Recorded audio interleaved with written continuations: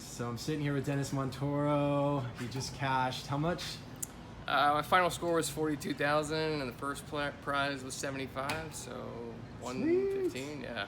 Well, yeah. I think what is it? Deion Sanders, one of my favorite football players, always says, "When you ball, you get the call. But when you cash, you get put on blast, or you get to blast off here with your awesome victory." That was pretty sweet. You started with $6,000. Yeah. Do you want to share what you hit? Like, how'd you get to 42,000? Yeah, I mean, going into the last race, I only had 7,000, and I went all in on the 5-to-1 winner, which gave me an exact prize of 42,000. So that's how I got to the winner. Sweet. Well, that just goes to show that no matter where you are, you can cash if you got the.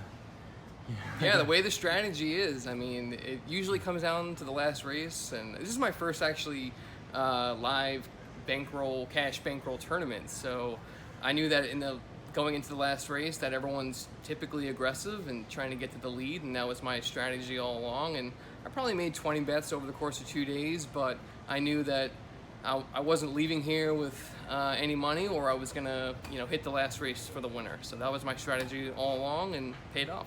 Love it. I love it. People that take shots, go for the win. So you basically hit like a big win bet in the last. Is that what happened, or did you bet? Yeah, I had, like I said, I had 7,000 going into the last race. I went all in on the 2, and he went off with 5-to-1 and won by a length or 2 at the end. Sweet. Okay.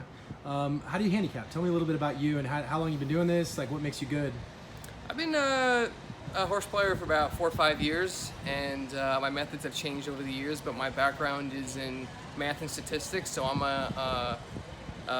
I guess a statistics guy. I probably can't name 20 trainers in the horse racing circuits, but I kind of treat horses as numbers and the variables that come along with them, and I'm a big number cruncher. And so do you have your own database? Do you use your own like regression models, things like that? Yeah, I subscribe to some different services that provide me with the data, and I kind of take it and manipulate them to make my own variables, and ultimately just using different types of statistical analysis to kind of form my own power ratings, which kind of convert to fair value lines. Okay, so you basically take all the numbers, come up with a probability, which comes up to a certain odds line, and if the odds are higher, they're paying more, then you'll go ahead and pull the trigger. If anyone knows William Benter, the famous handicapper, that guy's my hero, and I've studied him and what he's done, and tried to take what he's done and put it into play, and today it worked. How long have you been betting on horses? Like I said, 4 or 5 years. But I grew up on Long Island, so I grew up at Belmont Park, basically going there as a kid. So I've been going to horse racing events since I was a kid, and once I turned 18, I kind of just picked it up, but I've been taking it serious for the last 4 or 5 years. Okay, and how old are you, by the way? 32. Nice. Yeah.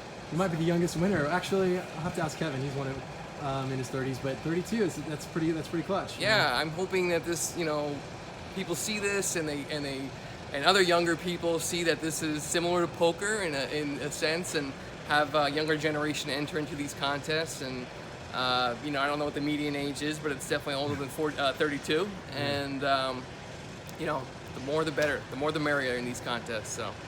So tell me, what would you tell somebody that's trying to get into the game? Like, I know you're a math guy. Yeah. How did they get started? Like, what would you suggest that they do? Yeah, I mean, it depends what their background is, but I wouldn't start wagering until I come up with some sort of method or system that really works for them. And like I said, I've been playing for 4 or 5 years, but it really only the last year or two have I been profitable in online tournaments, and I really don't bet that much cash, just based on where I've lived and my schedule. But for people looking to get involved, I would just study the game and see what works for you, and try to look for variables that exist that everyone isn't looking at, just variables that don't exist to the public. And so do you find things outside of the racing form, or are you just looking at manipulating things that are in the racing form? Combination of both, but I think it's more valuable to take variables that are not in the racing form, because they're going to be accounted for in the closing lines of horses, the final price. So. And if you don't mind me asking, are you a guy that looks at the horses in the paddock too before they race? Do you ever look at physicality or no? No. We were talking about yesterday how I know nothing about what a horse should look like before it runs, and it'd be something that would help me, but it's something that I'm not good at, and I don't have any people teaching me that, so it's not accounted for in my models, but it's probably something that can be profitable, but it's just not for me.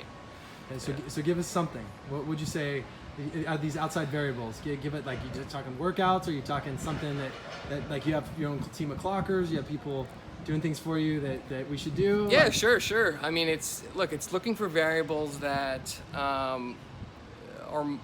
focusing more on variables that will look like the horse is improving. Right. Looking like it's the form cycle is improving and not necessarily staying the same, and now looking at the last race and kind of using that as a baseline, selecting different pace lines, and really not focusing on the negatives of a horse. Like, for example, jockey. I'm not a big proponent of looking at who's the jockey on a horse. One of the horses that I hit in the contest, Evan Roman, not a good turf rider, won a big turf race today at 17-1. I was on that horse. Didn't even realize he was on the horse until after the race was over. So, it's just I don't take negatives into account. I don't discount horses because of negatives. Okay, because I tend to look at negatives pretty heavily, and I'll reduce my play because of certain things. But, but I'm a picky guy. I mean, so you played one entry or two entries? One. I like it. Yeah. See, that's clutch. Yeah. Thanks. That's really clutch. I played one. I didn't feel like today's card was worth two. So, what do you think about cash games here, like Del Mar does, versus the stuff that's online with the NHC and these things? Do you prefer cash because you can go all in and stuff like that, or do you prefer the ability to kind of spread around and do the mythicals? What's your take? Yeah, theoretically, a cash game is going to require a little bit more skill. So to determine who is a more skillful bettor or handicapper would be a tournament like this, the one at Del Mar. But I play the mythicals. Really not good at the pick and praise, but I do well in the lives. But I am, I think the debate is always going to the last race. People can play a bomb and kind of overtake people at the top just based on how much they need to jump into the cash payouts. So that's just part of the game. It's part of the rules. I kind of accept it and move on. But big fan of a tournament like this because, and I made some mistakes over the last 2 days, but it really requires you to be a good bettor, just based on the plays that you come up with. And I think that's obviously not something that comes into account on an online mythical tournament. Okay, and what are your takes on the takeout itself in general? Do you think that the takeout's too high? Are you a proponent of lowering the takeout in all the pools and in the win pool? Do you have any thoughts on that? The one thing that just drives me nuts with takeout is the NHC tournament. It's not something that I actively qualify for. I'll be there now after winning today, but it's not something that seems to give off a positive expected value just based on how much the takeout is for a tournament like that. So. What's the expected value on spending 3 days of your life there for over 30 years? and will you get paid enough? I mean, that's another question that some of us are asking ourselves, if we should ever play the NHC again. Yeah. What about takeout in general? Like in the win pool and the exacta pool? I know that you live in Vegas, right? Yeah, like I said, I lived in Vegas, but I don't play much cash just based on my schedule, and even on the weekends, I find myself playing more